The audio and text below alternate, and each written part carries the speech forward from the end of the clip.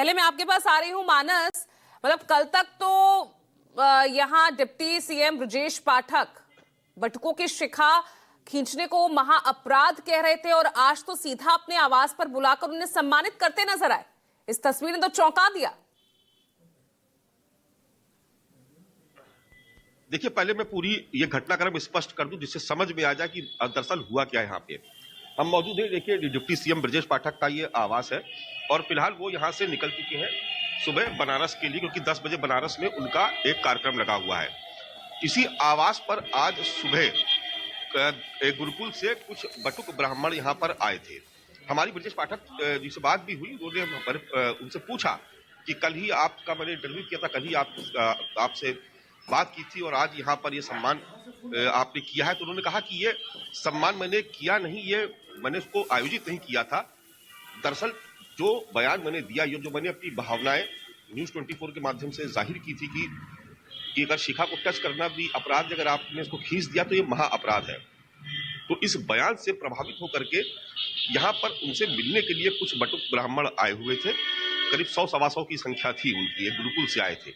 तो उन्होंने कहा कि चूंकि वो सुबह सुबह वो बटुक ब्राह्मण हमारे दरवाजे पर आए तो मैंने ससम्मान उनको यहाँ पर अंदर बुलाया, उनका पूरा स्वागत किया, उनके ऊपर फूल बरसाए, उनको यहाँ पर उनको जलपान करवाया और उनकी भावनाओं को समझा कि आखिर वो हमसे मिलने क्यों आए हैं। तो जो बटुक ब्राह्मण थे उन्होंने कहा कि जिस तरीके से आपने पक्ष रखा ब्राह्मणों का, आपने उनका मान सम्मान बढ़ाया, इसलिए हम आपसे यहाँ पर मिलने आए, हम आपका सम्मान करने आए हैं और आगे भी हम लोग आप जहां भी जाएंगे हम इस तरीके से सम्मान आपका करेंगे। तो उसके बाद फिर ब्रजेश पाठक जो डिप्टी सीएम, उन्होंने यहाँ पर उनको बैठाला, पूरा स्वागत सत्कार किया। करीब 1 घंटे तक वो यहाँ पर है। सभी बटुक ब्राह्मणों से उन्होंने बात की। फिर यहाँ उनको जलपान कराने के बाद उनको यहाँ से विदा कर दे, क्योंकि आज उनका बनारस में सुबह 10 बजे कार्यक्रम लगा हुआ है। तो वो यहाँ से सुबह ही निकल गए थे। तो अब जो घटनाक्रम है वो ये हुआ है कि जब ब्रजेश पाठक, जब शंकराचार्य को लेकर के पूरा विवाद चल रहा है और आप देख रही उसको लेकर के विपक्ष लगातार सनातन के नाम पर भारतीय जनता पार्टी पर हमला कर रहा है, क्योंकि सनातन की सबसे बड़ी पैरोकार भारतीय जनता पार्टी कहती कि वो खुद है। और ऐसे में उसकी सरकार में जिस तरीके से माघ मेले के दौरान स्वामी अभिमिश्रानंद सरस्वती का जहां पर जिस तरीके से वहां पर विवाद खड़ा हुआ, उसके बाद सबने तस्वीरें देखी कि किस तरीके से प्रशासनिक अधिकारियों ने बटुक ब्राह्मणों की चोटी पकड़ करके घसीटी, वो भी तस्वीरें सबने देखी और उसको लेकर के एक बड़ा सियासी तूफान खड़ा हुआ। और इससे ठीक पहले आपने देखा होगा कि ब्राह्मणों का एक सहभोज था, जिसके बाद बीजेपी संगठन की तरफ से एक नोटिस चेतावनी के तौर पर जारी की गई थी कि अगर आगे से ऐसा होगा तो उसे अनुशासनहीनता माना जाएगा।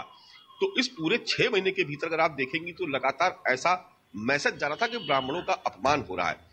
और खास तौर से ये जो घटना जो शंकराचार्य के विवाद के दौरान हुई, जब बटुक ब्राह्मणों की चोटी घसीटी गई, उसको लेकर के कई बार सवाल सरकार से पूछे जा रहे थे।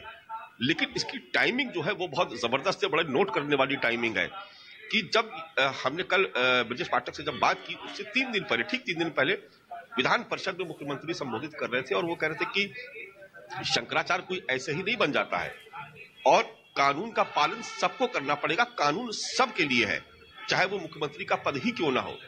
तो एक संदेश उन्होंने देने की कोशिश की कि वो अपने स्टैंड पर अभी भी कायम है। विपक्ष चाहे सनातन को लेकर के या शंकराचार्य के अपमान को लेकर के या ब्राह्मणों के अपमान को लेकर के कितने भी हमले कर ले, लेकिन मुख्यमंत्री ने सदन में ये कहा कि नहीं, कानून की नजर में सब बराबर है। और ठीक उसी वक्त जब कल हमसे बात कर रहे थे ब्रजेश पाठक, तो उन्होंने कहा कि शिखा को टच करना भी अपराध है, पकड़ के घसीटना तो महा अपराध हो गया, महापाप हो गया। मैंने उनसे 3 से 4 बार सवाल पूछा, उन्होंने हर बार ये कहा कि नहीं, सख्त से सख्त कार्रवाई होगी, ऊपर वाला सब देख रहा है, बहुत सख्त कार्रवाई होगी, ऐसी कार्रवाई होगी जो उदाहरण बनेगी, किसी को भी बख्शा नहीं जाएगा। और उनके बयान के बाद आज जो तमाम बटुक है आज उनसे मिलने पहुंच गए, यही आप कह रहे हैं। ठीक है मानस।